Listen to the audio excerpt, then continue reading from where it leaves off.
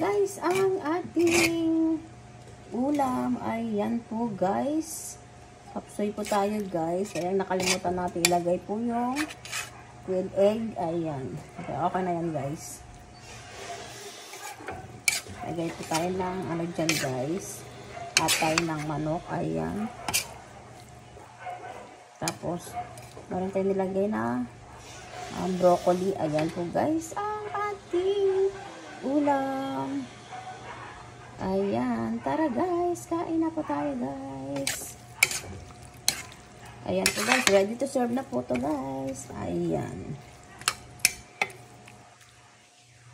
Ayan po guys. Yummy yummy ulam. Ayan. Thank you guys for watching. Bye.